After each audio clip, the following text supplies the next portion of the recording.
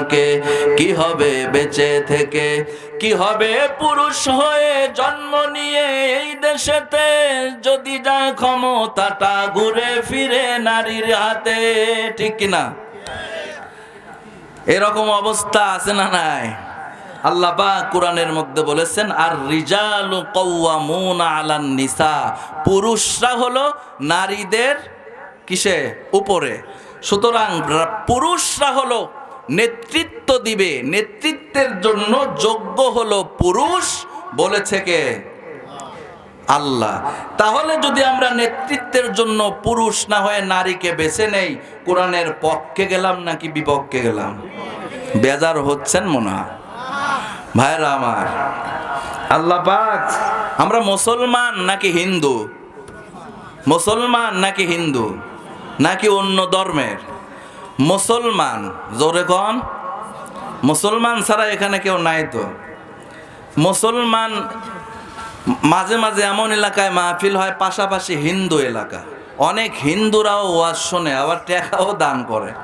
এই যে গত পরশুদিন যে এলাকাতে মাহফিল ছিল, এক হিন্দু ১,৫০০ টাকা, রতন নাম না কি যেন নামে, ১,৫০০ টাকা দিল।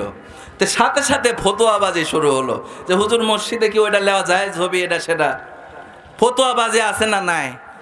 খালি ফতুয়া, খালি ফতুয়া, খালি ফতুয়া। ঠিক কিনা যেরকম? আরে হিন্দু যদি মসজিদ বানায়, এরকম ঘটনা বাংলাদেশে ঘটছে না ঘটে নাই? নকুল কুমার নামে একটা হিন্দু শিল্পী আছে, যুবকরা আছো কথা কও না কে? নকুল কুমারের ইসলামী গান আমি অনেক শুনেছি, তার গানের মধ্যে এত কিছু পেয়েছি, অনেক মুসলমান শিল্পীর গানের মধ্যেও এত কিছু আমি পাই নাই। সে একটা মসজিদ বানিয়েছে 14 না কত কোটি টাকা খরচ করে। সেই মসজিদে নামাজ পড়লে বুঝি নামাজ হবে না? হ্যাঁ, ফতুয়া শুরু করে দেন এখন। তো ফতুয়াগিরি করলে খালি হবে না নাকি কন? তো যাই হোক, এই বেচারা মসজিদ তৈরি করেছে, এই বেচারার মসজিদে নামাজ হয় নাকি হয় না? যে ফতুয়ার দরকার হয় এটা পরে দেখবো নি। তো ভাইরা আমার, বন্ধুরা আমার, এই নকুল কুমার অনেক গান বলেছে, ইসলামী গান। কি গান? তার একটা গান যদি বলি শুনবেন আপনারা? আবার কবে যে দেখ হিন্দু মানুষের গান করলো, আসলে সেটা গান নয়, ওটা হলো ইসলামী গান। কিসের গান? যদি আগুন লেগে ধ্বংস হয়ে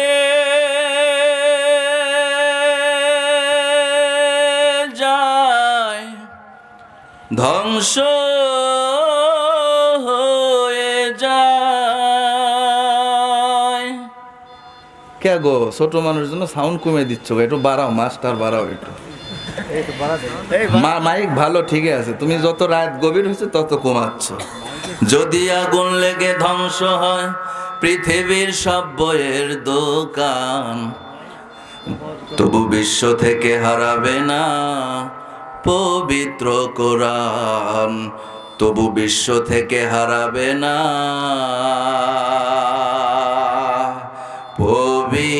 পবিত্র কোরআন। ঠিক কিনা বলেন? যদি আগুন লেগে ধ্বংস হয় পৃথিবীর সব বইয়ের দোকান, তবু বিশ্ব থেকে হারাবে না পবিত্র কোরআন, তবু বিশ্ব থেকে হারাবে না পবিত্র কোরআন।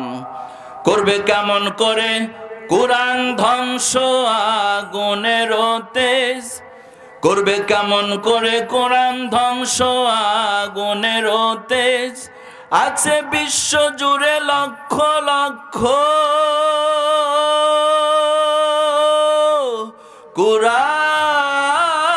কোরআনের হাফেজ। করবে কেমন করে কোরআন ধ্বংস আগুনের তেজ, আছে বিশ্ব জুড়ে লক্ষ লক্ষ কোরআনের হাফেজ। তারা ছাপিয়ে আসমানি গ্রন্থ, তারা ছাপিয়ে আসমানি গ্রন্থ, বাঁচাবে কোরআনের মান, বাঁচাবে ইসলামের মান, তবু বিশ্ব থেকে হারাবে না পবিত্র কোরআন, তবু বিশ্ব থেকে হারাবে না পবিত্র কোরআন। খারাপ লাগে? আসতে করলেন কে? একতারা হলে মনে আরো ভালো হলো নি। আল্লাহ কণ্ঠ দিছে, একতারার চেয়ে বুঝি খারাপ লাগে? এ কণ্ঠের মালিক কে? ইন্নাল্লাহা আলা কুল্লি শাইইন কাদির।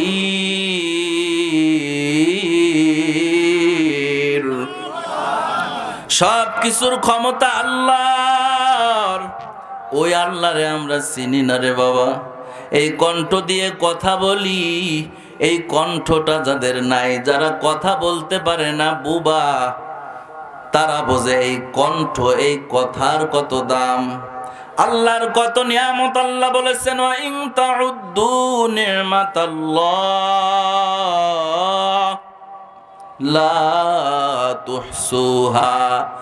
আমি আল্লাহ কত নিয়ামত দিয়েছি, কত নিয়ামত দিয়েছি, গুনে গুনে গুনে গুনে শেষ করতে পারবা না।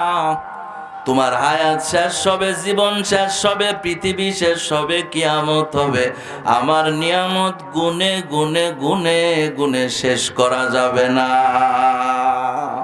या इलाही मुझसे मुझको दूर कर, ताके देखो मुझ में तुझको एक नजर।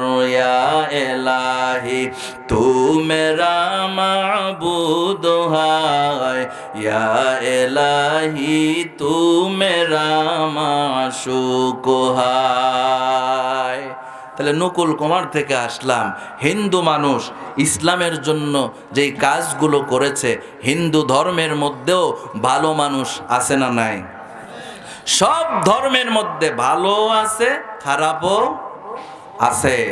সব ধর্মের মধ্যেই ভালো আছে, খারাপও আছে।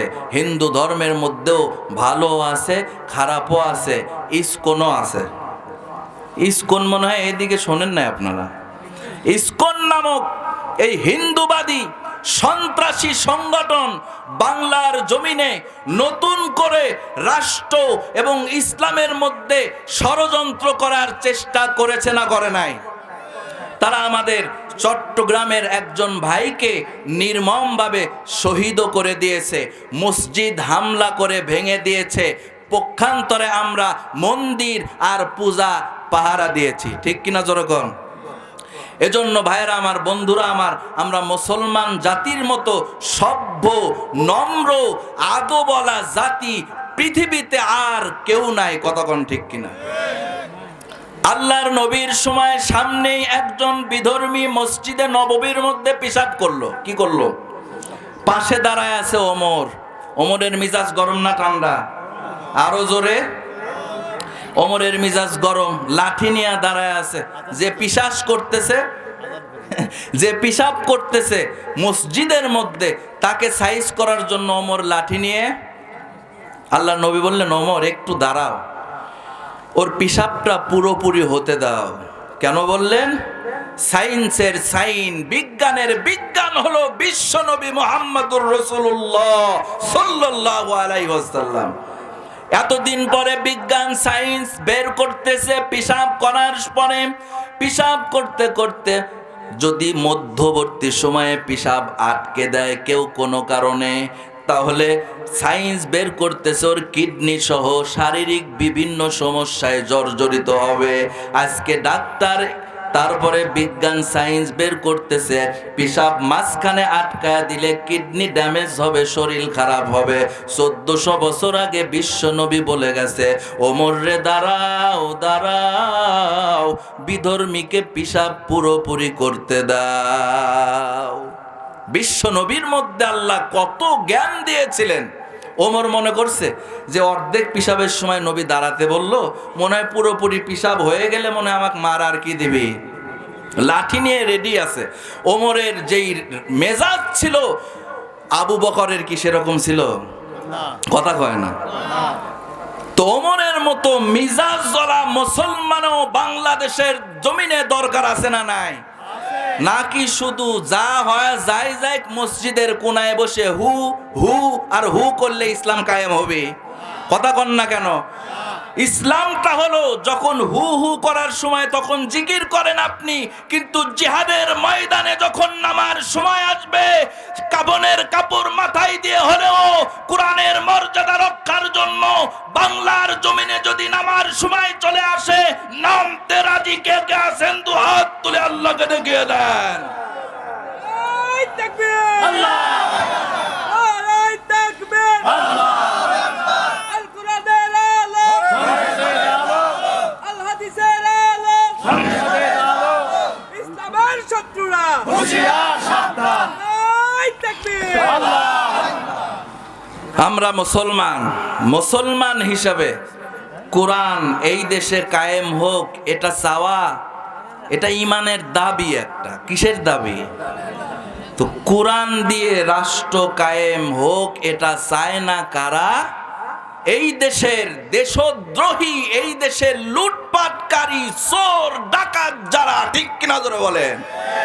কারণ এই কোরআনের মধ্যে চোরের হাত কাটার আইন আছে না নাই? চোরের হাত কাটার আইন আছে না নাই? চোর ভাবে যে এই কোরআন যদি কায়েম হয়ে যায় আমার হাত আগে কাটা হবে। কথা কয় না? এই কোরআনের মধ্যে জিনাকারীর শাস্তি আছে না নাই? জিনাকার চিন্তা করে এই কোরআন তো কায়েম হতে দেওয়া যাবে না, অথচ মুসলমান দাবি করে। মুসলমান দাবি করে কোরআন কায়েম হতে দেওয়া যাবে না, এই চিন্তা নিজের মধ্যে রাখে। এ মুসলমান না বেঈমান? এজন্য আমরা মুসলমান হতে রাজি আছি তো ইনশাআল্লাহ? এই কোরআন দিয়ে এই রাষ্ট্র সারা বিশ্ব চলবে, রাজি আছি তো ইনশাআল্লাহ? আবারও এই গভীর রাতে আল্লাহকে সাক্ষী হিসাবে দেখিয়ে দেন। লিল্লাহে তাকবীর।